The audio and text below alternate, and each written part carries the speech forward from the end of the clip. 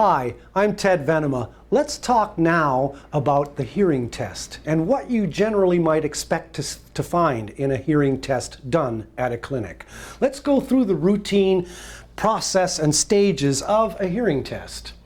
Because usually the clinician, the audiologist or hearing instrument specialist will be sitting behind a glass wall here testing your hearing, and the client is sitting behind with headphones on his or her head, indicating either by pushing a button or raising a finger when he or she heard the tones. And the tones are made softer, softer, softer in each ear, and we find out the decibel level required to just barely hear all the different frequencies with both ears.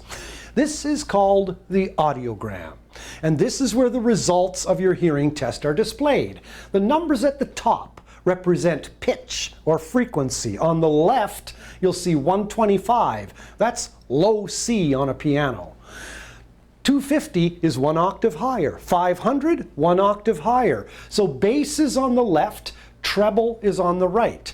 Decibels go from all the way -10, because some people have hearing that's better than average, all the way down to 120.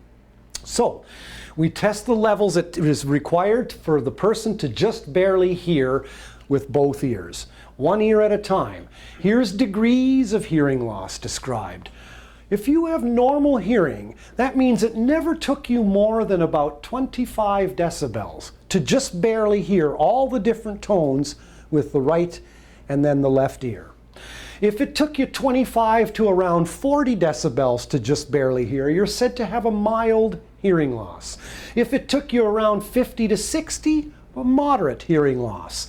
70 to 80, moderately severe and profound, and you can read the rest of the story from there.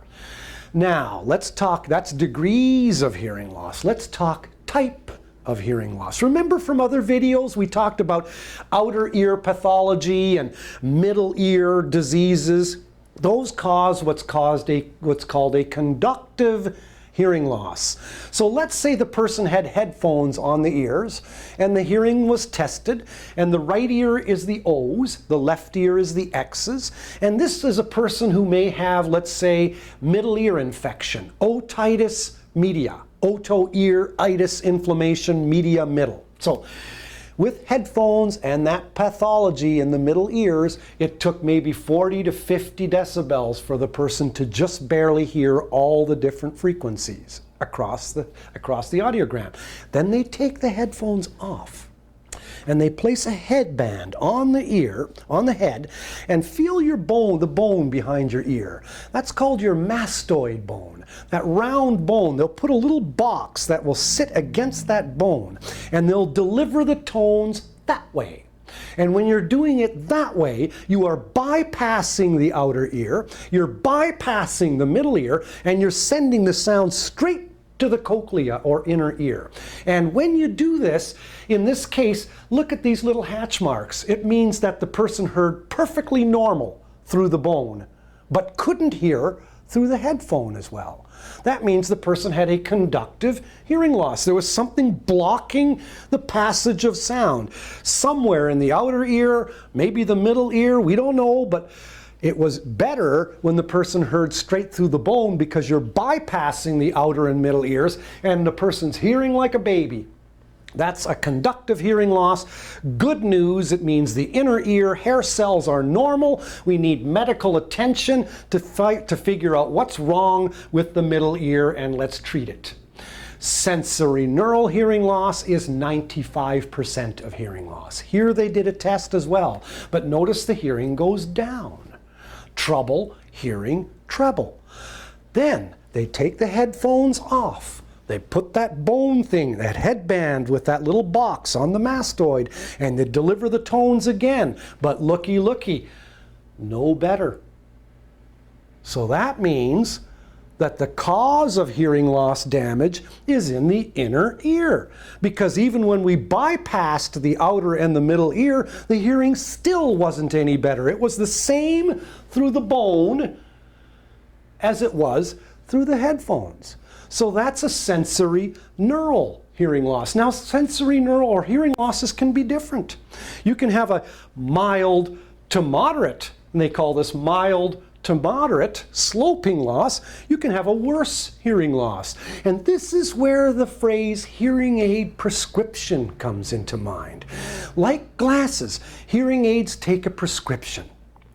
Hearing aids don't just make sounds louder. Hearing aids are made to match the hearing loss. In other words, this person here needs more amplification than this person here. And even this person here needs very little amplification for bass and needs more amplification for treble. So the hearing aids at a hearing aid retail outlet are programmed to match the particular hearing levels of you, the individual. Hearing aids take a prescription. I couldn't wear your hearing aids any more than you could wear mine. It's just like with eyeglasses, and too bad many people don't realize that. There's lots more we're going to talk about in other videos about the technology behind hearing aids, that's for sure. Interesting to know that when you're looking at, ignore that stuff, look at these main slides here. Normal hearing. Okay, the person hears at 0, and uncomfortably loud around 100 decibels. And the person's most comfortable loudness is somewhere in between average conversational speech. My father can beat your father at checkers, yada, yada, yada, yada, yada, you. Normal average speech, about 50 to 60. But when you've got hearing loss, that's due to damage in the inner ear. Now it takes the person about 50 decibels to hear, and yet 100 is still too loud. It's like your range got smaller. It's like if my floor is where my feet are standing and that's really soft, and the ceiling of loudness tolerance is up there. Well, when I get sensory neural inner ear hair cell related loss, which is 95% of hearing loss, I'm standing on the table. And now my feet are here, and yet the ceiling hasn't changed. My range got smaller. And notice just my left hand went up. My ceiling of loudness tolerance didn't change. It just took more decibels for me to just barely hear. So hearing aids have to amplify soft sounds by a lot, average sounds by less, and loud sounds by little or nothing at all. That, in one word, is called compression. It's a hearing aid technology. We'll talk more about that later. A part of audiometry that complements your hearing for tones is speech. We try and find out what's most comfortable for hearing speech. It's called most comfortable loudness. What average decibel of speech do you prefer? If you had to listen to someone all day, like a radio, what would be the loudness that you prefer? That's called most comfortable loudness. I always tell people, pretend I'm your radio. If you had to listen to me all day, God forbid, turn me to a volume that you think would be just right. And we use a list of words actually to test how soft you hear speech. That's called speech reception threshold. What's the softest level it takes for you to just barely hear speech? And we read you words and see if you can still repeat them back at softer and softer and softer decibel levels. That's the second speech test. A third speech test is we go back up to a normal loudness level and we read words that don't get any softer. And we don't let you see our faces. We say the word tree, say the word cow, say the word soil. We make the words, the test here is a test of clarity. It's not how soft you hear speech, but how clear do you hear, my dear? It's the clarity of your hearing. And that is going to suffer with sensory neural hair cell damage related loss. Think about it. If you had a conductive hearing loss due to middle ear infection or wax or something like that, all you'd need is more volume. You crank up the volume, your clarity for hearing those words would be 100%. When you wear earplugs, you're giving yourself a conductive hearing loss on purpose because you don't want the lawnmower to kill off your hearing, okay? So all people with conductive loss want is more power, but conductive loss can also usually be fixed by medicine. So sensory neural loss, this is a very important test because if your hearing clarity is not very good in a quiet room under headphones, then Houston, we've got a problem, because out in the public with noise, it's only going to be worse. This is where counseling comes in. It's very important to explain to a client what hearing aids can or can't do. If the person's speech discrimination or clarity of hearing isn't very good, at best in quiet under headphones, it'll only get worse out there in noise. And careful explanation is critical and paramount for clinicians to explain to clients the pluses and the minuses, so the client walks out with realistic expectations. You can have two similar audiograms, two similar people, but one person might get 84% of those words, for example. Another person might only get 50% of those words. That's what we mean by that third test called speech discrimination. Basically, so it's now a matter of clarity, and that's the main issue that you're looking at here. You can say if a person did 100% or 90%, that's excellent. Person did 80 to 90%, good, just like grading a high school exam. 70 to 80, fair. 60 to 70, poor. Below 60%, then I might do speech discrimination, and I'll let the person see my face, and I'll read another word list. This way I can explain to the person how much he or she is using their oldest hearing aids, their eyes. So how much they're using their visual cues to hear. The last test we do, so we've done pure tone testing by headphone and bone, we did speech testing under headphones, and we described those three tests. The last test is called tympanometry. Tympanometry, tympanometry.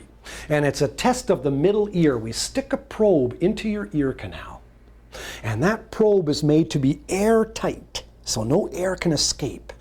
And we put a tone out, and it bounces off the drum. So one is a speaker, and the other one's a mic that picks up the sound bouncing back, and the third one changes air pressure. Tympanometry. It's really cool, because what we're doing with tympanometry is we're playing with air pressure here, and we're testing the amount of sound that bounces back off the drum as we change air pressure in this closed ear canal, and we are able to tell what happens behind the eardrum. Because for this middle ear system to work the best, air pressure's got to be even Steven on both sides of the drum.